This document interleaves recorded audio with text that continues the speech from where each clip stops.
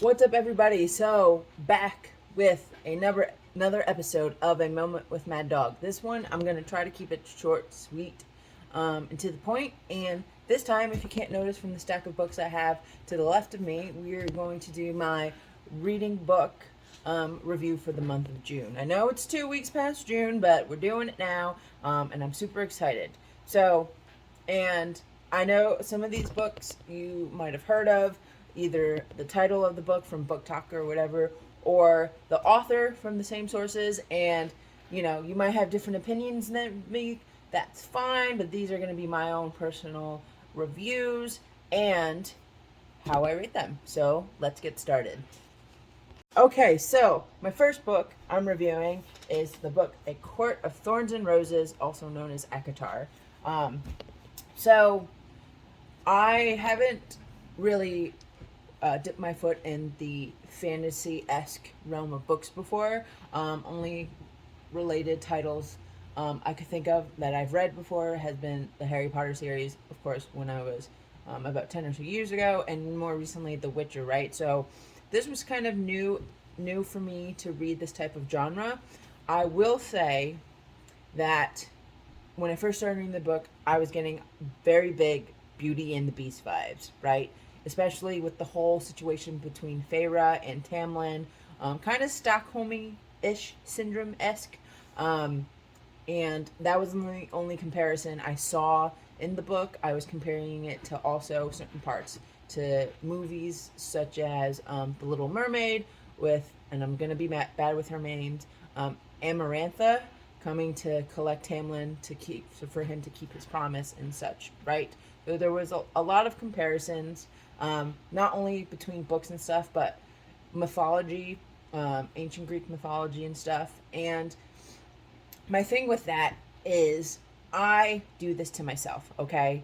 I, you know, once you read multiple different iterations of Greek mythology, if stuff is similar, like for example, the Minotaur with his maze and, things like that, you kind of, if you hear stuff like this going on in fiction and today, you kind of make a guess, right, about what might happen. So, Amarantha giving Feyre a riddle, to solve in order to break Tamlin's bond and stuff, right?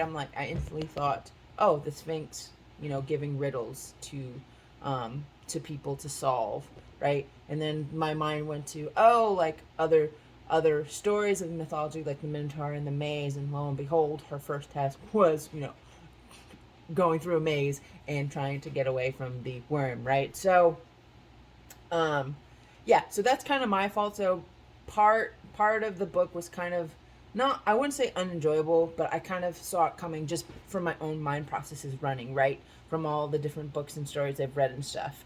I think the two best characters in the book were Lucian and Rhysand, just because they stuck true to who they were, right, the entire time. They weren't putting on any facade, any charade.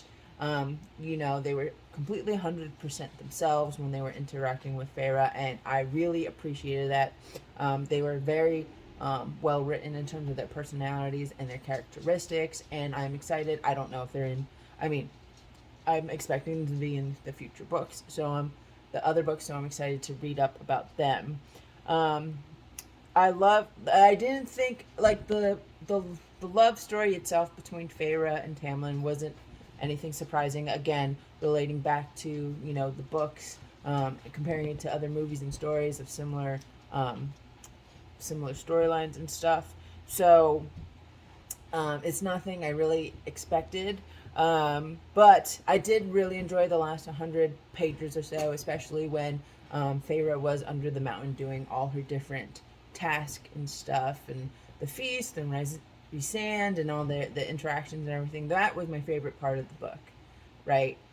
So overall, I would give this a 3.5 out of 5.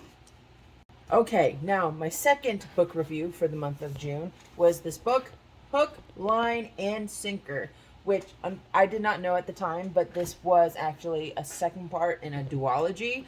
It wasn't necessarily a sequel, but the main character's sister was in the book previously. right? So it talked about kind of like her love story and stuff before her sister came and had her whole big love story and everything. Right? So now, this book, it's FYI, PSA, it is a smut-esque book. There's not a lot of smut going on, but there's a lot of, that is one of the main subtopics in the book, right? The sexual side of things is talked about and discussed and whatever it may be. Now, this book was okay. The thing that made me mad was the fact that the main male character, his name is Fox Thornton, right? He's known as this player boy. He gets all the girls and doesn't have a girlfriend. You know, he there's a whole reason behind it. I'm not going to spoil it, but the fact is that yes, this main character has a whole reason behind why he is the way that he is, but it keeps on getting reiterated and reiterated and retold, and then Hannah, in her response to when he says these things, it's like the same thing over and over again. It's redundant. It gets annoying. Like, we get it. We know you're this way. We know how you feel about him and her and vice versa. Like, you don't need to reiterate it so often. Like, we get it, you know? Like, yeah, there are great moments between the characters where they have a deep, heartfelt conversations and they share their emotions, and it's like it's not all about the tension and stuff between them, and that's fine. That's great. But, like, you don't need to reiterate the bad stuff over and over again. Like, we get it, okay? We understand that this character is messed up, right? And he needs to start understanding that he does not have to be this way, okay?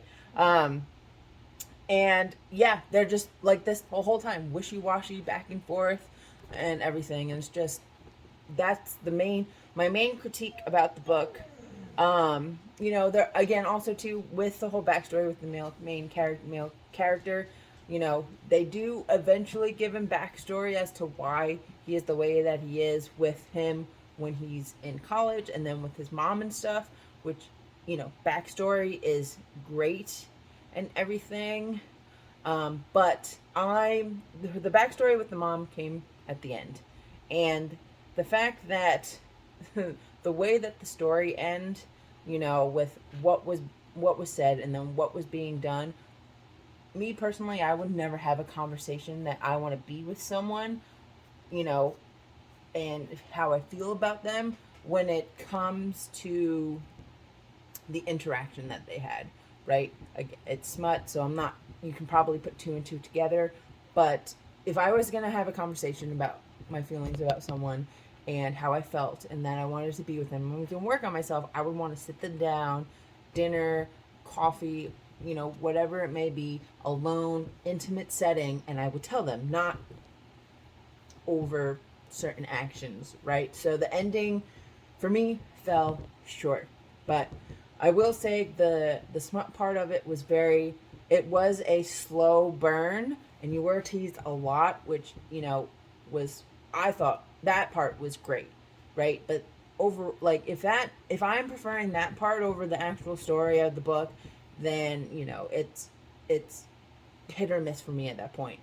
So overall, I give this book a 2.5 out of 5. And then my third and final book for the month of June is, hold on one second, is After I Do by Taylor Jenkins Reid. Now, I have a lot of tabs in this book because I'm actually going to, a lot of the topics I'm going to talk about in future episodes are going to come from this book, which, you know, you can pull whatever source of knowledge and information and stuff from fiction books. That's fine. Topics, whatever we want to talk about, right? But I digress. So, After I Do, Taylor Jenkins Reid, right? A lot of you may know her for her books such as Daisy Jones and the Six, The Seven Husbands of Evelyn Hugo. Those are her newer novels. This is older. This is like early 2010s and stuff. However, still a really, really good book. Now, After I Do, the premise of the story is that these two individuals,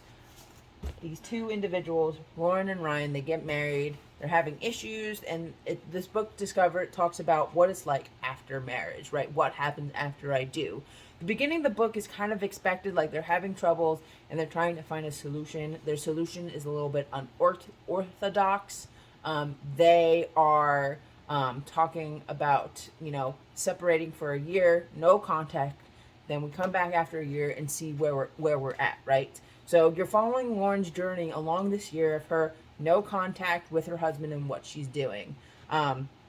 And so, like I said, the beginning is kind of expected, but the middle of the book, like seeing her, it's not even a transformation. It's essentially a rediscovery of herself, right? She's rediscovering who she is outside of her marriage, right? And her learning things about herself again, meeting new people, interacting, having a good time, learning how to be someone without her husband. So you follow her through this entire journey, and that part is absolutely fantastic. Like there's so much there. It's so well written. It's very gripping. Kept my attention. I flew through this book. I talked about pacing in ACOTAR. I flew through this book. Right? It was so good. I mean, Taylor Jenkins Reid's like, come on, right? And what's great about Lauren is that she's very relatable as a character. Myself, I was comparing what I've gone through as a person, comparing what I've gone through with her, and it's very relatable. And, that's probably why I felt so connected and I was able to read through this book and fully enjoy it. Now, the ending, without any spoilers, was kind of a letdown. It was almost too perfect of an ending with what happened between Lauren and her husband. It was almost a little too perfect, and I was kind of rooting for it to go the other way. If whenever you do read the book, you'll see what I'm talking about, right? And sometimes, we want that perfect ending, but it's not just gonna happen. So, I respect the ending. That's not what I was rooting for, but it is what it is, right? So overall, I give this book, After I Do, a 4 out of 5. And that's it for this episode of the podcast. Those are my June book reviews. Please leave a comment down below. Let me know what you thought of these books if you have read them before. If you have not, I hope these are going to be good recommendations for your upcoming to be read book list. And with that, this is MaddDog Manetti, and I'll see you guys next time.